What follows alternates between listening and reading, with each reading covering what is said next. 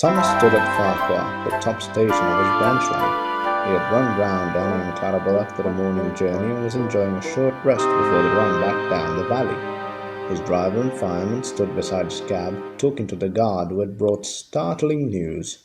"Did you know that the station master was burgled last night?" he was asking. Thomas's driver shook his head. "You don't say," he exclaimed. "I didn't know he had anything worth stealing." "Here's 1 cups for gardening," explained the fireman. "All taken, and then the scoundrels had the cheek to pinch his car to carry them away in. Not that new one he's so proud of," said the driver. The guard nodded, and at that moment the signal rose to show that the line was clear. The driver and fireman climbed into Thomas's cab. The guard blew his whistle, waved his green flag, and got into Clarabelle, and Thomas set off. By the time they were through the tunnel, the train was running nicely. Road and railway were beside each other here, with only a stream between them. Thomas remembered his race with Bertie the bus.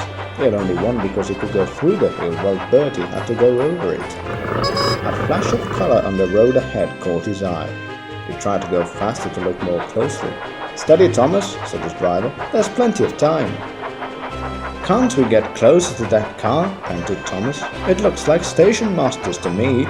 "Lots of cars look like that," laughed his driver. But he opened the regulator, and they began to draw level. There were 2 men in the car. They waved when they saw Thomas and tried to go faster.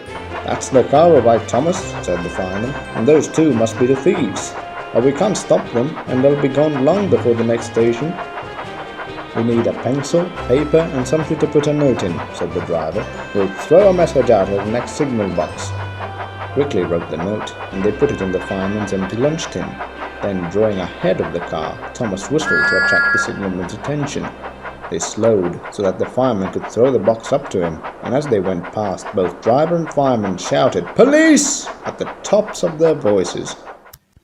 By now the stolen car had gone well ahead, and Thomas did not see it again. But the signalman telephoned police headquarters at once, and the thieves were stopped at a roadblock about 10 miles further on. That afternoon the Fat Controller travelled in Annie to Farquhar. When he got there, he and the station master climbed onto a porter's trolley. They told the passengers the whole story, and the station master thanked Thomas, his driver, and his fireman for their prompt action.